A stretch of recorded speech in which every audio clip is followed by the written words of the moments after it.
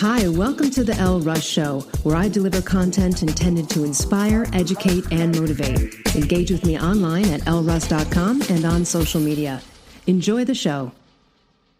Hey everyone, just a quick 1-minute announcement to let you know about my virtual courses and free masterclasses.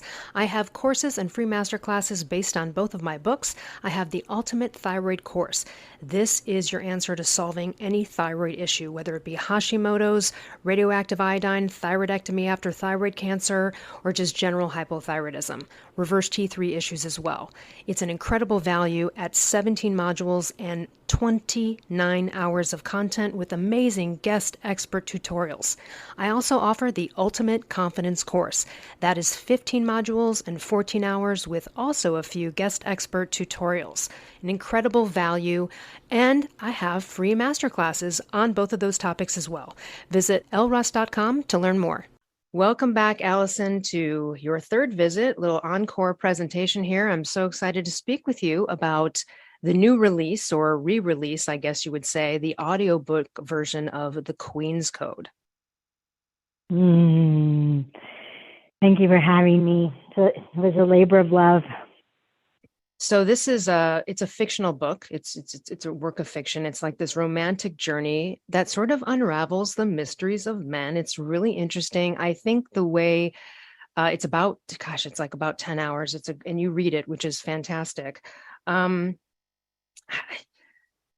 guess it's like, it's this romantic journey, and it in different relationships, and we see some of these points, these things that you've learned about men over time that are really displayed through the relationships and the actions and the conversations between men and women in the book. And I'm not sure how to start off with this, but I took a lot of notes when I was reading it. And I guess, I don't know, where maybe you'd like to start somewhere and then I can jump in. I'm not sure how you want to go about talking about this.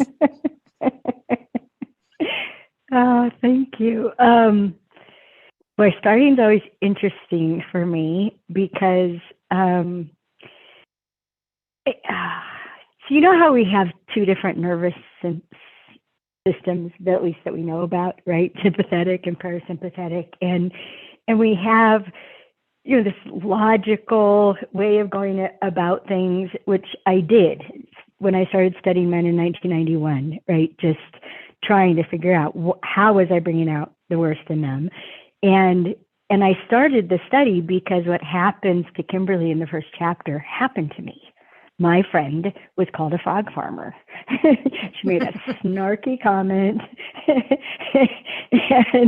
and I was in a program ages ago at Landmark Education, and the trainer said to my colleague and friend Lisa, "Oh, I see, you're a frog farmer." And, some women turn frogs into princes. You turn princes into frogs.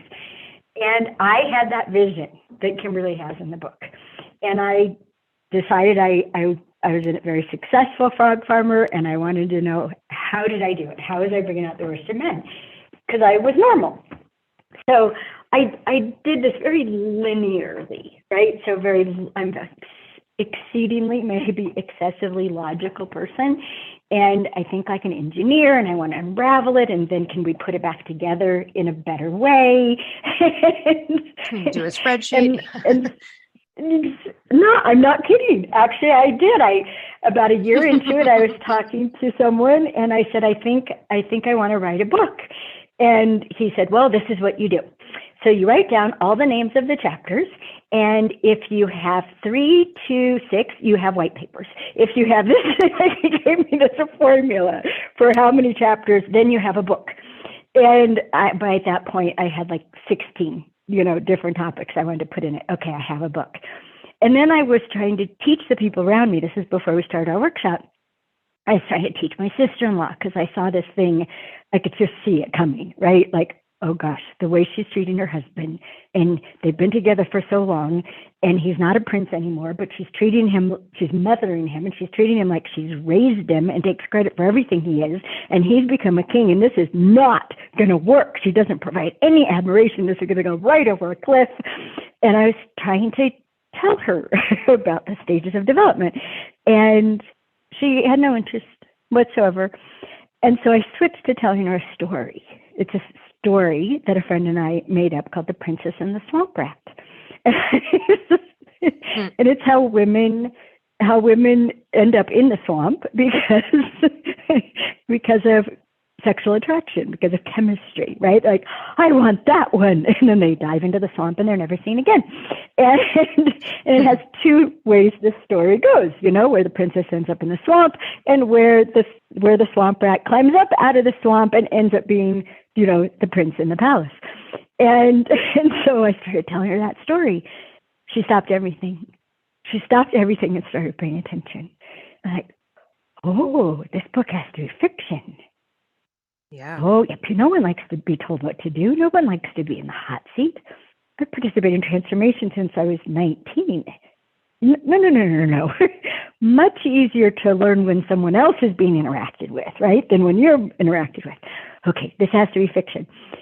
So it started coming out, which is the other not logical part. So it took me 15 years. Once I realized I didn't know how to write the book, and my best friend and I started our workshops so I could interact with them enough to learn how to write the book, how to present this from so many different points of view that most people could find themselves, right? Because all the women I'd been talking to struggled differently with why they disempowered men, why they felt like they needed to take men out in order to feel safe. They all had different reasons, right? My mother, it was men are stupid. One of my best friends, it was they have power and they use it against it, right? Use it against us. Mine, it was they're bigger and stronger and they'll hurt you, right? There are all these different reasons why no way am I ever going to leave them with power, let alone give them any. So it literally took 15 years after, which is almost 20 years after studying men, to know that I knew how to write the book, finally. But then when I sat down to write it, it was like He's the Kingdom, its predecessor. A movie started running. Like literally a screen opened up. A screen opened up to the right side of my head, and all I did was type it and then edit it to make sure it wasn't like a bunch of run-on sentences. And I literally, Elle, watched the movie of the Queen's Code and tried to describe what I was seeing in a way that other people could see what I saw and feel what I felt. And it's why, even though when we published it in 2012, and people from the very beginning, when is she going to have the audiobook? When is she going to have the audiobook? Because I'd done it of He's the Kingdom. And I didn't have any inclination to make the audiobook. It was like a good thing, a strategic thing. But for some reason, like I just couldn't get into it. I didn't. And it wasn't until I started recording it a year ago that I realized, oh my gosh, the audiobook is so much more intense than anyone is reading the written book to themselves. And you mentioned earlier doing an interview in Croatia yesterday, right? Last week I was talking to this wonderful woman in South Africa, in Cape Town. And she said to me, and it blew my mind, she said, listening to you tell the story, I realized I never would have read the parts where the men were speaking the way that you did, because my prejudices against them would never have had them be that sincere or that intense. Well, right. And they might have read it in another tone of which was not presented by you, right? They would have interpreted. Exactly. Yeah. Which is, again, why I think it is everybody that you does. did it. Yeah. Everybody does. And then we enabled audio on Audible for the ebook for the blind. And I didn't know not blind people were listening to this robotic voice without intonation, without emotion. And that's actually what got my butt in gear to do the audiobook. But then when I was recording it, and I kept it kept surprising me. I forgot those things were in the book. And just like you forget parts of a movie. Sure. And I cried. I laughed and I cried, and it profoundly affected my relationship with my boyfriend, which I just moved here to Steamboat Springs to be with him. And it was so hard. It was so hard to be near. Long distance has many benefits. And it saved me, right? Because I was frog farming him. And as I heard it, and especially chapter 3, right, I realized that I couldn't have published it before because even after all those years of study, I didn't have sufficient compassion for what all that information that I got to learn over literally decades, right? I spent years just on single focus, right? All that information, people getting it poured into them like Neo in the Matrix, and in 10 hours, it's all poured in. I didn't have enough compassion for what was going to happen to them.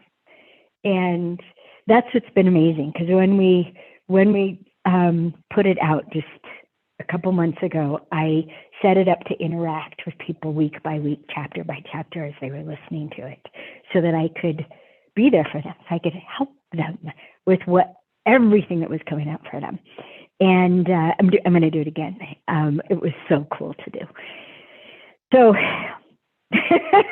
that's amazing. Well, and it's also, I think it's refreshing for people to hear that even though you're an expert, you've been studying this for years, you've had a marriage, right? You've been through lots of relationships, and even you just said, like, hey, I was frog farming my boyfriend, like that. This is a ever awareness journey, right? Right? Like no one's immune to it, even the experts. Sometimes we have to check ourselves on whatever it is that we're preaching and teaching. Sometimes, right, you're just going along and you're not even seeing. So I love that it even inspired you by reading your own book many years later.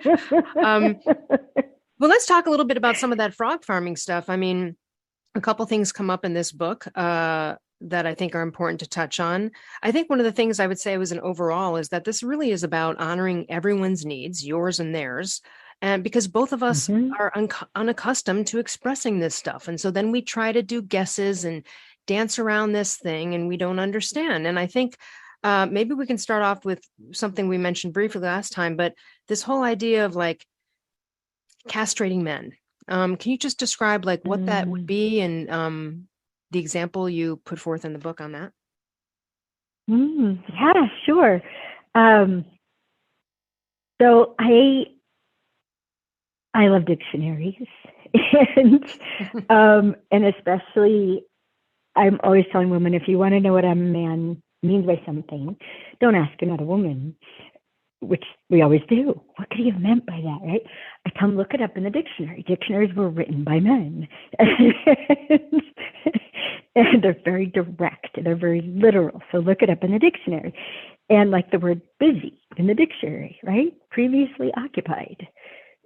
When a man says he's busy to us, we're like, does he not love me? Does he not like me anymore? Is he tired of me? Has he seen somebody else? Right? No, he's just busy. He can't talk now, right? And it just so when I was asked to stop castrating men, which her name is Elle Russ, and she's the only woman who had the life I wanted. Nobody else could have asked me, and I would have paid any attention. She asked me, and she pointed out all the ways she knew I had done it, and oh my gosh, when she asked me to stop doing that, and I did, and I started talking to other women, the first thing I did was went to the dictionary, because she used the word castrate, which is harsh. I almost never use it anymore. I usually say emasculate. And in the dictionary, to castrate means to deprive of virility. And then if you look up virility, it's not just sexual. It's about ability. It's about power, and I don't mean power in the way that people are so afraid of. Power means the ability to do or have or cause. We all need power.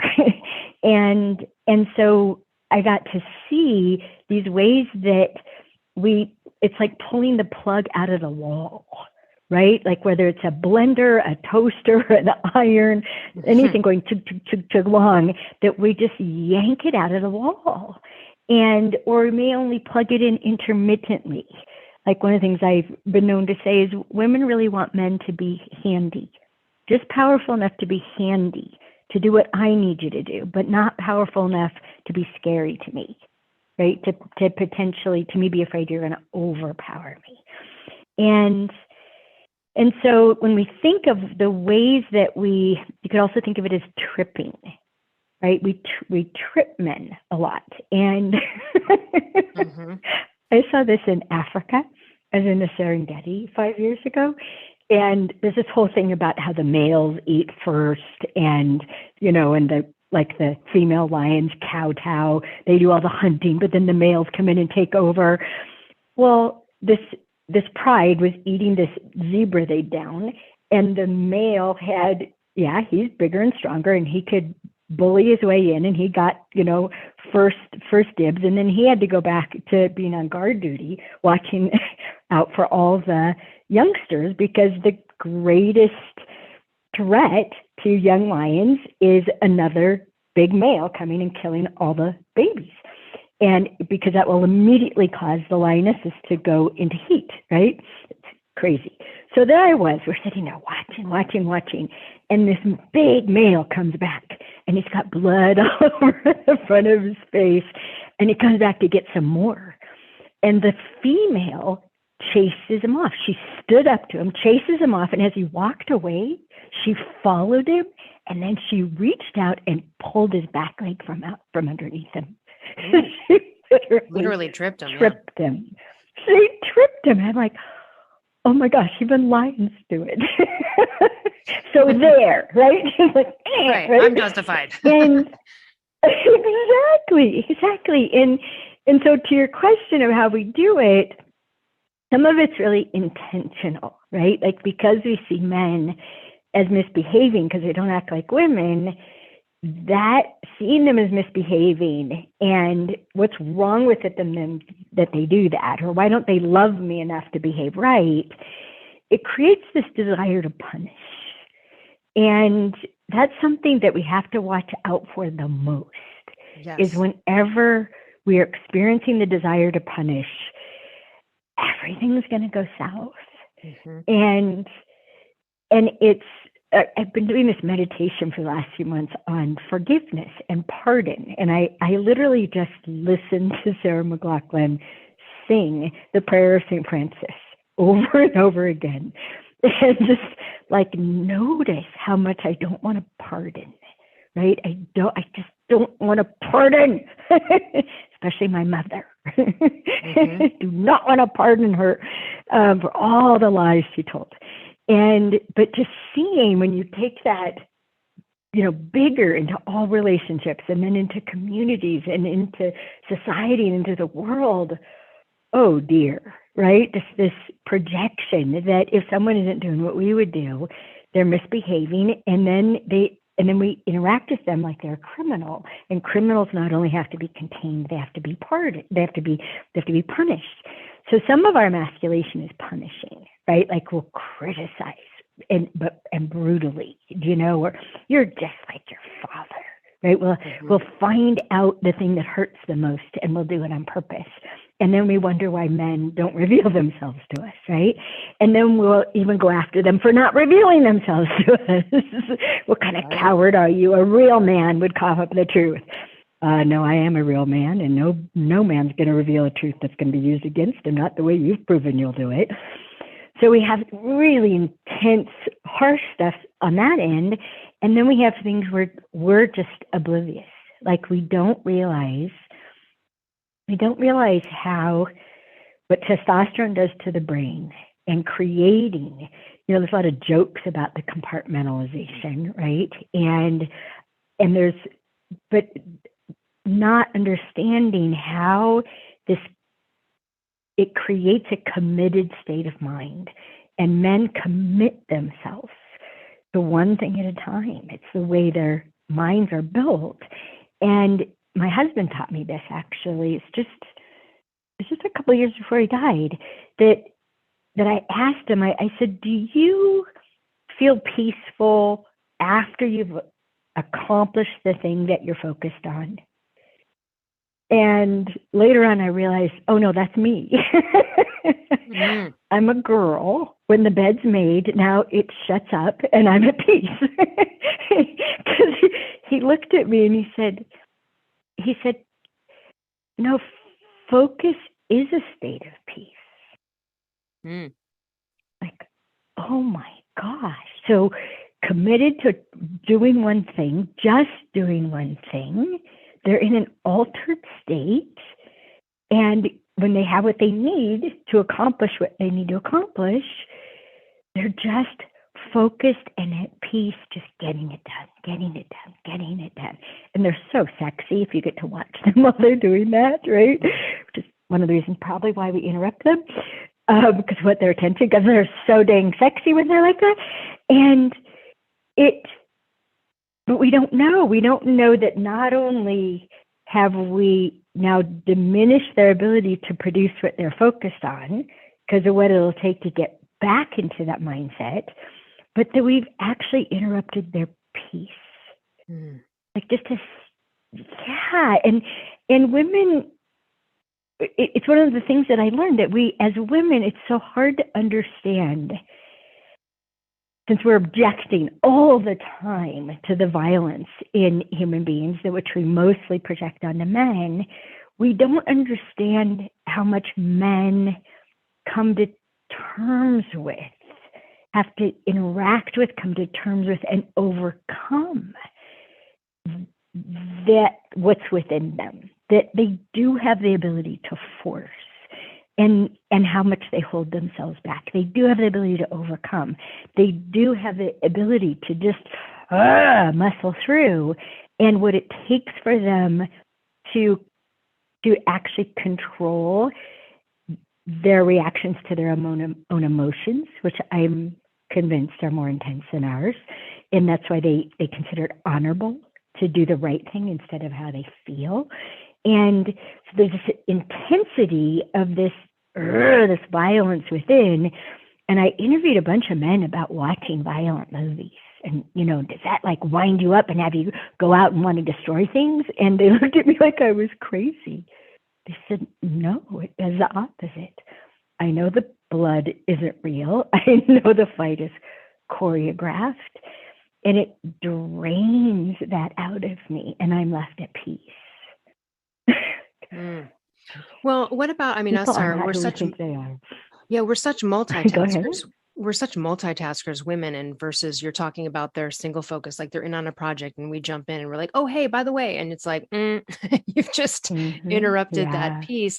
It is just a different thing. We are so used to doing 500 things at once based on really our DNA and right. The scan vision we talked about last time, like checking for everything, making sure, right, that kid's over there in the corner. Uh-oh, they're about to hit a porcupine or whatever the ancestral model might be. Awareness. Yeah. Well, and also when you talk about punishing, another tidbit in the book that comes up through conversation is, jealousy does not get a guy to commit. And that is a little bit of form of punishment if you're intentionally making someone jealous. Can you elaborate on that one a little bit for the people out there who still think that's like some tactic that they should? Well, it's interesting because, okay, so commit is huge, right? I call commit the calculus. And men are very thoughtful about it. And they're on guard to make sure that they don't commit themselves to something because of emotion, that they commit to something because they can succeed at it. They commit to it because it's worth doing. And they can be successful at it. So like in a relationship, a man commits, like Mike expresses in the book, men commit to women when they have enough evidence and sometimes just intuitively, like my husband, Greg, was talking about our grandchildren on our first date. He just knew. He's a very intuitive person and he knew he could make me happy. So he was all in from very early on. It actually freaked me out. And so when they have enough evidence or a gut feeling, which, science tells us how many neurotransmitters are in the gut. So it's just another brain. It's not an actual feeling, but they call it gut feeling, and they are upset at themselves when they don't trust their gut feelings. And so one or the other, evidence or gut feeling or a combination, that they can give a woman what she needs, they can make her happy, they're going in the same direction, they come from compatible values. There's 12 things, actually, and I just mentioned 4 of them. And they feel liked, right? She doesn't have a big plan to change them.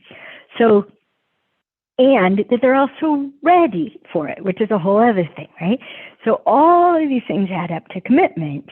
And like you mentioned, Karen was trying to get Mike to commit when they were in college, and she thought making him jealous, which in a primitive way, yes, because jealousy is a combination of, you have to have possessiveness. You have to have a sense of ownership to activate jealousy, right? I looked it up in the dictionary, right? You're taking something that's mine and I hate you for it. Right. And so there's those 2 elements, and possessiveness, ownership is one of them. And so when we think we're activating possessiveness in order to get a commitment, well, yeah, maybe, except for it's such a primitive reaction. And then we're going to be pissed off at him that he's trying to control us. Right? We're going to make him jealous, but then when he acts jealous, we think, oh, you're such a weakling, you're such a jerk, right? So we cause these reactions to get the things that we're wanting, right? Commitment makes us feel safe. We can feel it when a man has committed to us, and we call it buying the whole package. That men commit by buying the whole package. Okay, she's the one. Well, God, she has a temper. Yeah, she just has a temper. Like my brother said about his wife, she never goes to sleep angry. She gets it all out before you go to sleep. I'm like, oh, geez. But it's just part of who she is, right? To hear my husband talk about me, he's like, oil and water do mix. Or it took me a long time to get used to all the words she uses. Right. And it was, right? But they deal in commitment. It's a natural state for them, and that you kind of walk around it, look at it, check it out, see everything that's great about it, see everything that's going to be a challenge or difficulty, and then go, yeah, but you know what? I'm better off with her. I am infinitely better off with her than without her. So we're just going to deal with what we have to deal with as it comes up. And the things that men have said, right? Like this man said, yeah, my wife and I before, we struggled in the area of sex, but I thought, we have a lifetime to work it out. We think a man's going to marry the woman who had the best sex with him, right? Like, and we read all these magazines to try to be good in bed because that's how you get married. No, there's so much deeper than that. There's so much smarter than that. Yeah. There's much more everything.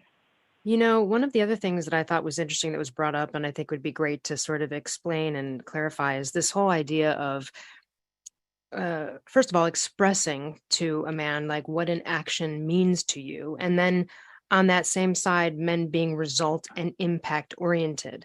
Maybe this was the trash, taking out the trash story. I forget if that's the right correlation in the book, but I don't know. Can you explain that? Because that's a very interesting kind of thing. Yeah. Well, this leads to a lot of, again, conflicts and dissatisfaction based in how opposite we are, right? And there's the opposites of focus and diffuse awareness. But there's also, and this is why we have this sample on our website from Understanding Women, there's so many behaviors that women have that are literally sourced from an awareness of our physical weakness. And we, in a way, we hate it. We hate finding out just from pure bone structure and muscles. We're so much weaker than men. And I do an exercise in the course that you can see in the video of having a woman, having a man squeeze his own hands, and I tell him, don't break your fingers. Make it hurt, but don't break your fingers. And they're like, okay. They actually follow my instructions. It's so cute. And then I have a woman squeeze their hand, and they have their hand there, and she's squeezing it, and they're kind of looking at her like, when are you going to start? And I'm like, come on, harder, as hard as you possibly can. And they're still, yeah, so you must have more. They're stunned. They're completely stunned. Just that one thing, how weak our hands are compared to them. And it opens their eyes to, there are all these things that women do because we are profoundly aware of our physical weakness. And including we're aware of our strength. And I just love watching human behavior, right? And Greg and I would go with our dear neighbor friends to cut wood, live in the country, right? So we'd go cut wood, and the men would, operate the chainsaws and cut these huge pieces off these trees. And then Michelle and I would roll these huge pieces of wood to the truck. And so when we arrived at the site where the deadfall, okay, these are the ones we're taking home, and Michelle and I would immediately clear the paths. And the men are looking at us like we're crazy. Like, why are we clearing a path to where they're cutting wood? Well, because our strength is in our pelvis. And if we have to step over deadfall, it's going to be a struggle. It's better to roll it or pick it up and hold it, by our wombs, literally, and be able to have this clear path to the truck.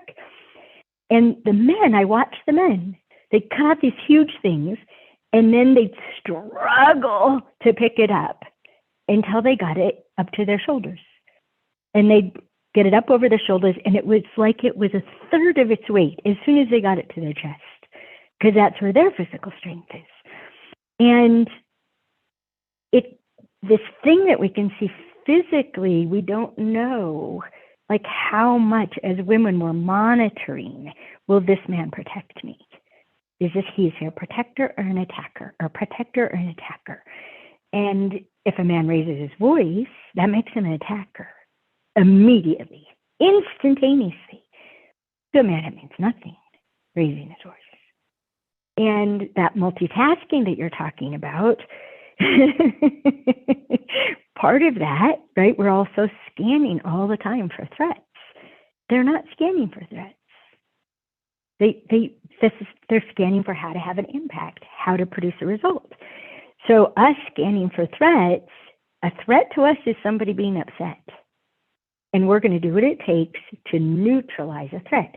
Another way to think of it, Elle, is we want to get from a negative to a zero. We're neutralizing threats. So we respond to people being upset.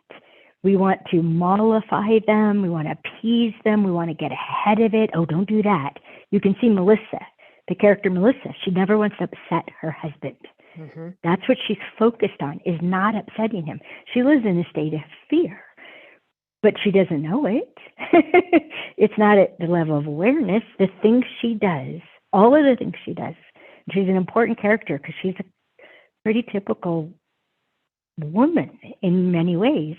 And so that assessment of that threat and don't upset them, how we change people as women, how we try to change people is let them know how upset we are about what they didn't do. So we're motivated from going to negative to zero. So we try to motivate other people from negative to zero, and it works. It works with women, and it works with anybody who feels dependent upon us. And so women don't exactly.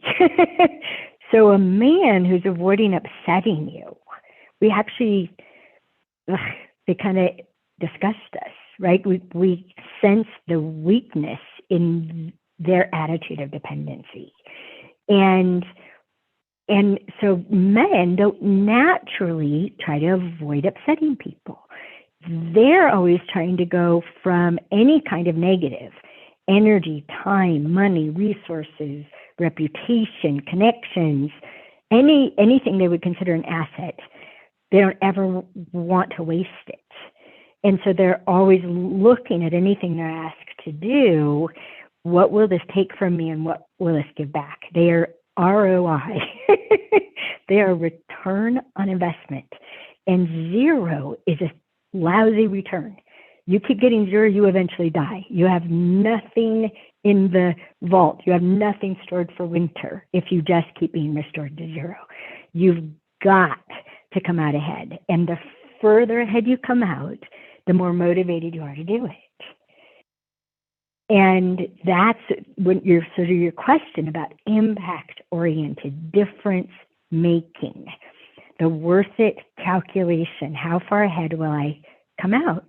And so as you see from the different points of view of the men, how they're coming out ahead is different, right?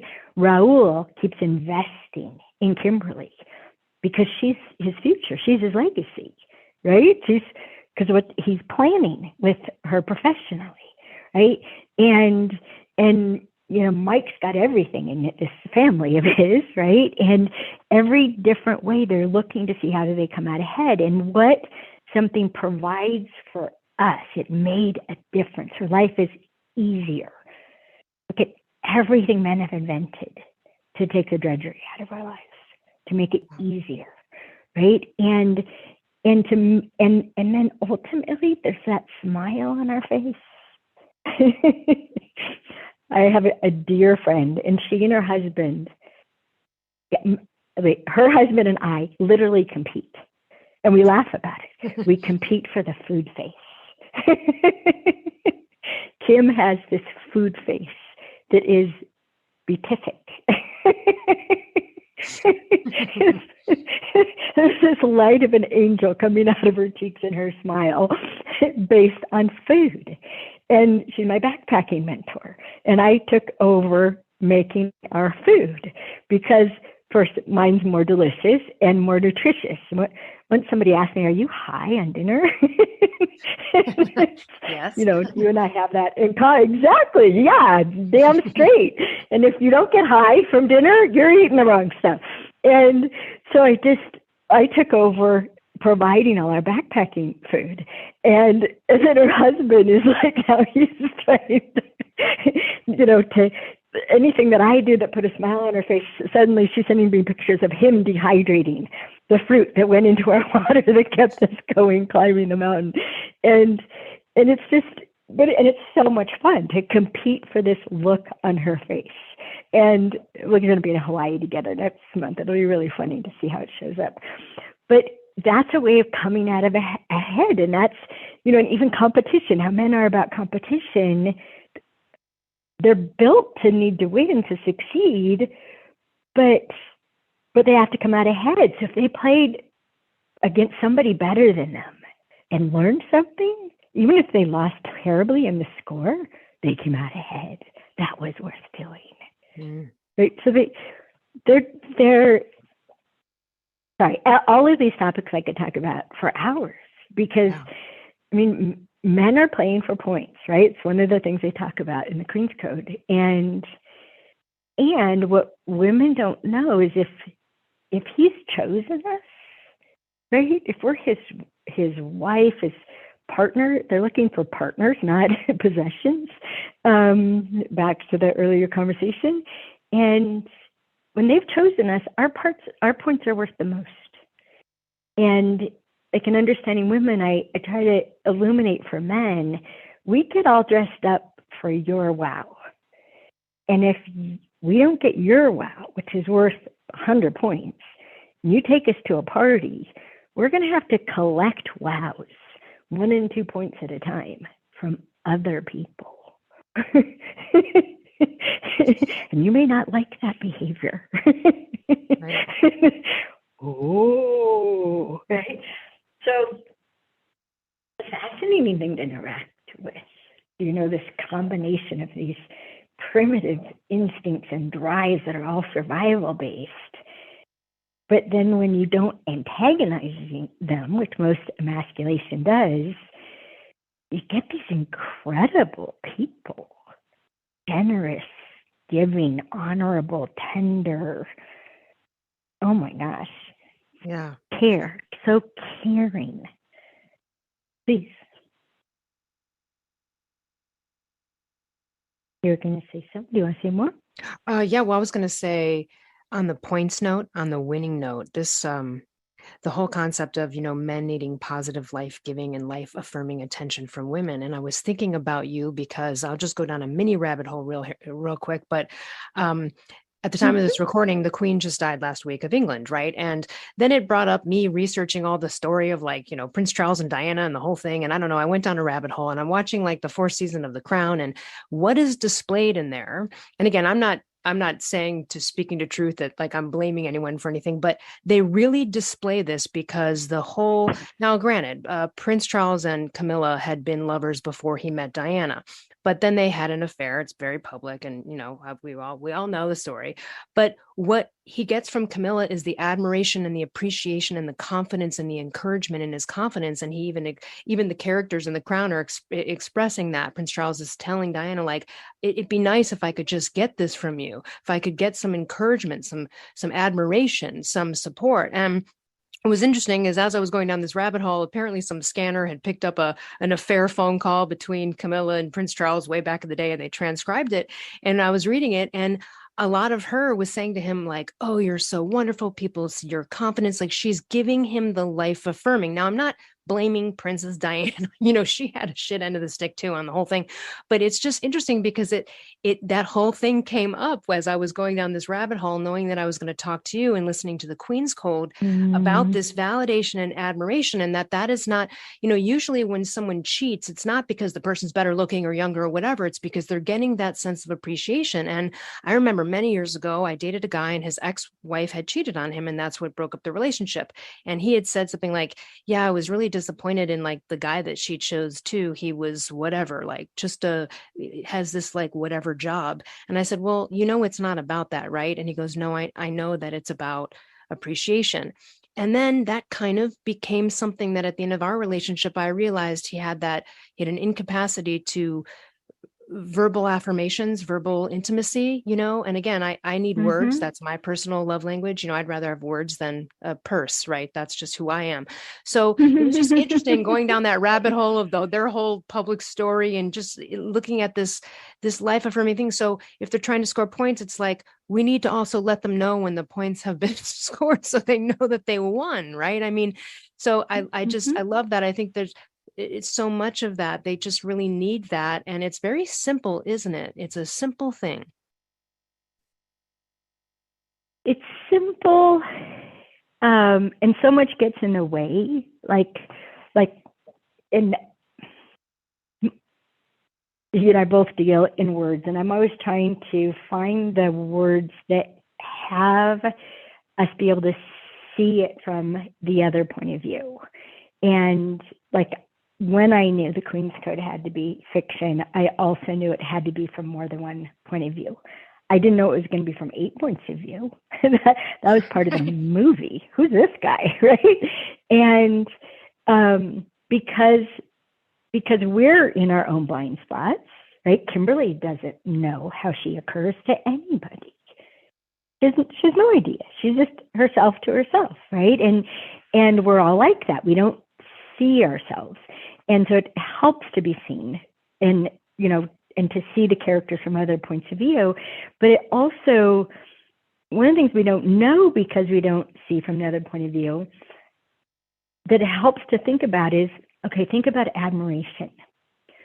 Whose admiration means the most to you? the people you admire. Mm-hmm. The people we admire are the people whose admiration means the most to us. Yep. And one of the ways that women, when I was interacting with all the ways that women and reasons why women emasculate men, one of them was, well, gosh, they're so needy. They want to be admired all the time. Well, I want to be admired. and as I listened to men, thinking they were going to talk about sports and jobs, and instead they would talk about women and sex and family and commitment, they don't know that women don't know how much men admire women. That we're not treating them with disdain, which is horrifying for them, they're in awe of us. That's so sweet. Isn't that warms my heart? That warms my heart right now. It does. Very sweet. Yes, they are in awe of us. They're stunned at how strong we are. They're stunned at how many things we can deal with at once. They're amazed that we can put up with them, because they'll be the first ones to say, I've said to them, I'm sure you had a good reason for that. Nah, I was just an ass. Which is when you attack them. Gosh, you're such an ass. Well, you said no. Like, oh, if you're not attacking a man, he'll be the first one to cough it up. when we're like, I'm sure you had a good reason. I didn't, actually. I'm so sorry. Oh. So it's just all this reversal, right? We attack them, they're going to attack back. We give them the benefit of the doubt. They're the first to confess and to apologize. And how can I make it up for you? I mean, I'm going to make myself cry. Can you tell me? I'm so in love with men, and they had me fall in love with women. How do they see us? Why they have died for us forever? Yes, there's the primal. It takes one of them to repopulate the planet. One of us at most could maybe have 20 babies in a lifetime, right? So there's the primal, we're preciousness, but there's also how they think of themselves. They have such admiration for us. To them, it's obvious they should die for us. Of course we should die for you, right? And it's interesting, you were talking about, Diana and Camilla, and Diana being, raised in a very different time where I was born in 1960, and I was so born in a confusion of women's lib and Barbie dolls. And, and left with the message, you've got to have a man, but for God's sake, don't need him. You're better than him. Anything he can do, you can do better. My mother danced singing that song around the kitchen when I was a girl. And so we're so busy proving, right? We're so busy proving I'm as good and better than you. It seems demeaning to give admiration.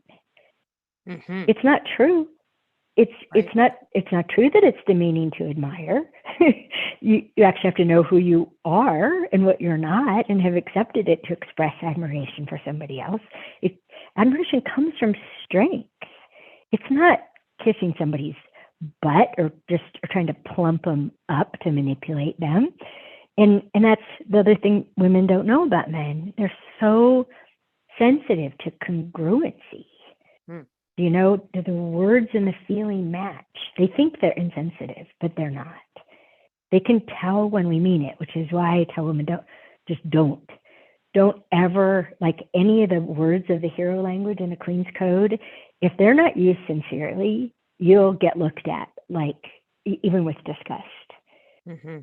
Just like, seriously, you're going to pull that on me? Gross. You have this way of getting me to go on and on and on and on and on, Elle. I know. Well, no, I mean, I love it, but I think also too, we're not there are moments, it's not like fake admiration. Don't, just give it if you have like a horrible abusive husband. You're not going to sit there and admire and give words of affirmation every day. Of course, there's circumstances involved, but I would say that a lot of the times we're thinking the things we're not expressing. And a lot of the things that we are thinking when we're admiring our significant other, it's like, you just need to move to the part of say it, right? Because they need it. Say it. Yes, say it, they need it, say it, it matters. And also another way that we're opposites is that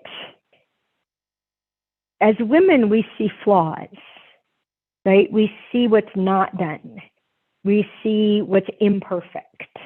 And it's part of how we survive is fixing what's wrong, what's out of place, right? And I was talking to my boyfriend about this because he made a comment about how much he enjoyed watching his 4 sisters get dressed up and put on makeup to go out. And I rarely wear makeup. I literally wear makeup for interviews, Right. Video interviews, right? And I was kind of like, oh, is he going to want me to wear makeup all the time? And do I need to wear makeup? And then he'll make a comment when I have makeup on. And I'm like, ah. And then I finally asked him, like, wait a second, you're making up all this. And pun not intended. I said, why did you like your sisters wearing makeup?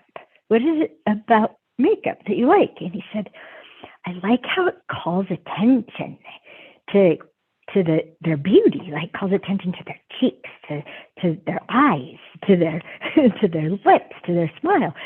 And I realized that's not how women use makeup. Women use makeup to conceal flaws, to make eyes they think are too small look bigger, or bigger look smaller, or wider look right. Like we use makeup to correct imperfections, not call attention to what to men is already beautiful. And this maps onto we're waiting for it to be 100% perfect to say good job, honey. Like we need to, they need us. They just spent life force energy, their time, their energy, maybe their money and resources. They can't ever get it back. They just spent it. And even if it isn't perfect, they need us to appreciate the effort. They need us to appreciate the expenditure. That's one of the ways that they come out ahead. Is she, I don't care about taking out the trash, but she appreciates it, so I'll do it from dawn to dark. And my husband became the trash hero. I had 5 trash cans just in our kitchen.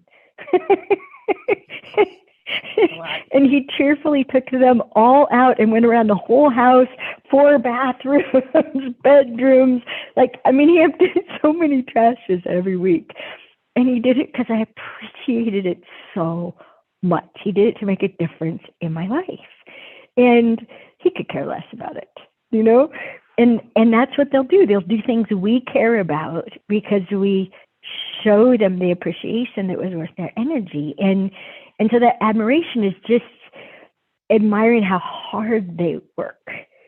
Like Dan, we don't live together. We live on the same property, but not in the same place. And I'll look out my window, and he just cracks me up.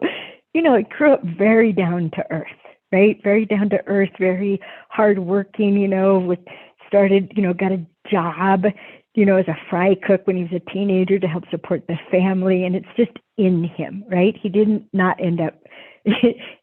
mean to end up wealthy. He likes it, but it wasn't something the way that some people want to be wealthy so they can pay everybody else to do stuff. No, he's his own gardener. He's his own housekeeper. People come to stay in his huge house, and he's the one who washes the sheets and makes the bed. It's just his own ethic, his own work ethic. And I just keep appreciating that because it's one of my own ethics. I admire in him the things that he does. He works so hard around here, especially in the wintertime. He plows the driveway himself so that all of the women in his life can get down the road safely. And anyhow, so that, yes, there's that admiration, that affirmation that I see you, I saw you, I know you did it for me. And that's the thing that women also don't know, how much we need to take personally. It's acknowledgement, you did that, and thank you for doing it for me. Mm-hmm. We take the wrong things personally, Elle. Yeah. We really do. They do so much for us. Yeah, go ahead. Yeah, well, I don't know if you have a little bit extra time because we're coming up on an hour. If not, we can go. If so, I would. I guess we can wrap it up. I mean, I think that going back to the beginning of this conversation, I do think that this information is so easily and real life assimilated into your brain and heart and soul when you are hearing the audiobook in story fiction format in the way that you've presented it in this audiobook. And I just think, again, like you said, reading it is one thing and it's still a great book read, but hearing it and the way that you read it and the stories in it, it brings it again. It's almost like when people or coaches or experts are talking very ethereal and elusive about a subject and you're like, can you kind of give me an example? Do you know what I mean? And that's what I feel this is. It's like, oh, I can relate now because I'm hearing something that's similar to my life or a friend I went through or whatever in the way that you portray it. I don't know if there's any lasting thoughts about this or concepts in the Queen's Code audiobook you'd like to bring up now or. Yeah, thanks for asking. Given what happened with us before, I planned a few extra minutes. Oh, good. Right. And then Dan's coming over to say hi. I'll get to thank him for something. If you listened all the way through the acknowledgments, I read the original acknowledgement from the written book, and then I added one having to do with the audiobook. And the last piece is about Dan. And he didn't know it. He didn't know I'd done that. And it was really sweet when you listened to it. He was blown away. And the thing that I would add is I wrote it in that funny way of really I transcribed it, but set out all those years ago to write a book that would transform the way women related to men. And that was my intent in the beginning, write a book that'll transform the way women relate to men. And then, as my studies went on since 1991, I saw how much women had to transform the way we related to ourselves. That we have to see ourselves through men's eyes to know how precious we are to them, to know how easily we can disempower them and how easily we can empower them. And then what happened a few years ago is more men started reading the Queen's Code. And then Will Spencer, who's the creator of something called the Renaissance of Men, and has coined the phrase, the Great Reconciliation. He read the Queen's Code, and it was the first thing he'd ever read that was written by a woman that illuminated being a man for him. And largely because of him, the Queen's Code is becoming part of the men's movement. And more men are letting me know, and there are even men participating in your Queen's Code journey. So they were on the video with me, right? More and more men are reading the book and finding out the good reason why they do what they do, why they're hurt and crushed even and disempowered by what does that. And it's causing them to feel compassion for women, to see how much our behavior comes from fear and frustration, and that we don't know what we're doing to them. And so they're getting to take on how to interact with women, to teach women to get the best from them. And they've been trying so hard, but like I started saying in the beginning, and I almost threw up the first time I heard the term mansplaining.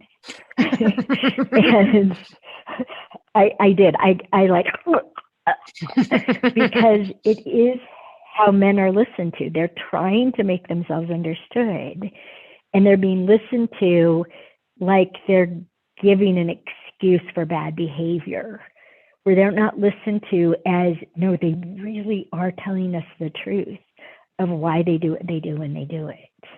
And we're not listening. We're sure it's a lie because it's not why we would do something. Right.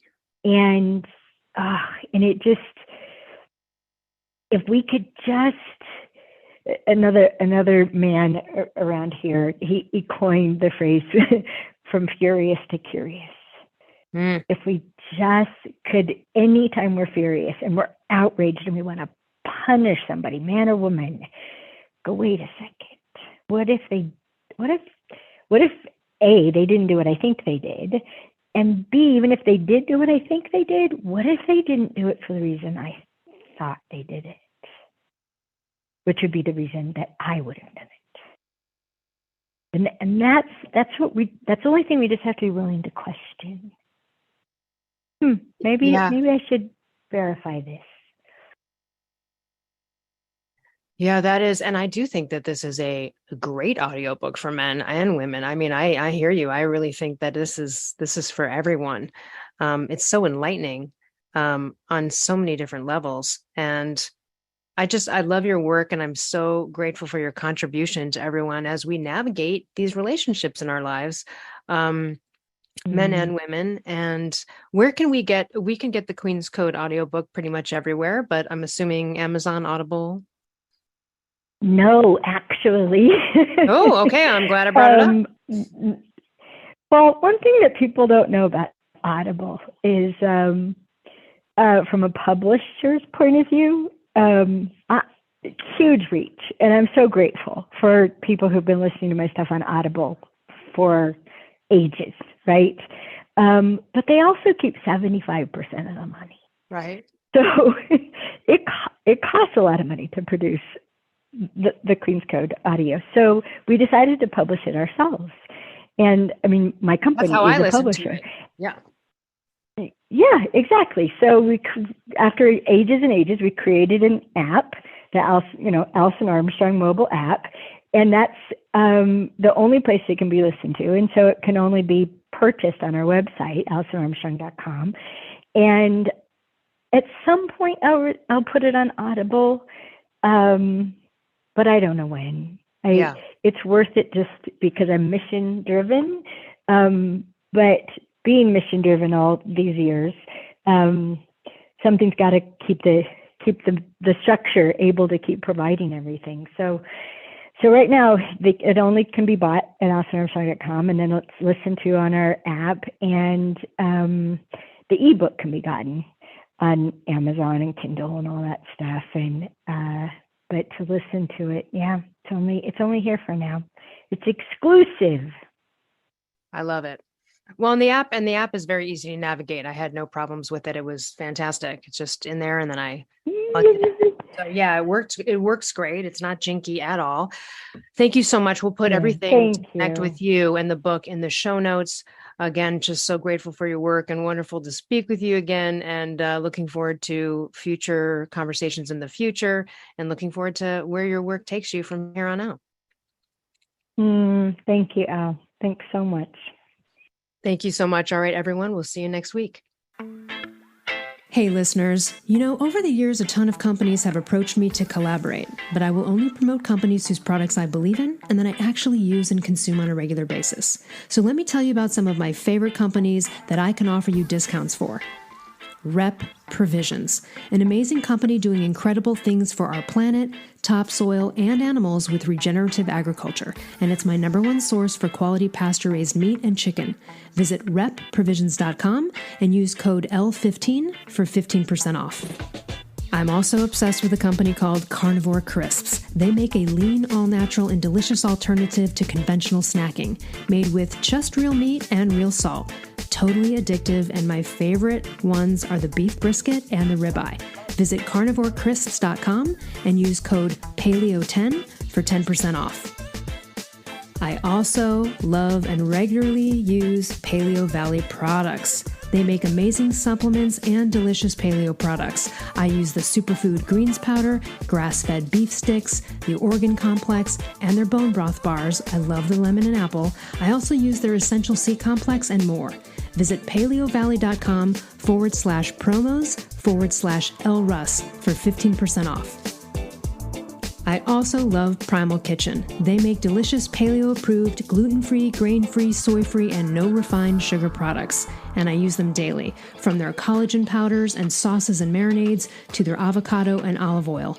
So good, so healthy. Visit primalkitchen.com and use code L10 for 10% off. I also love paleo powder and use it almost on everything I cook. They make incredible seasoning blends, and they also have these incredible grain-free coatings that feel just like crispy breadings that you would have had prior to knowing that there's another way. So visit paleopowder.com and use code L15 for 15% off.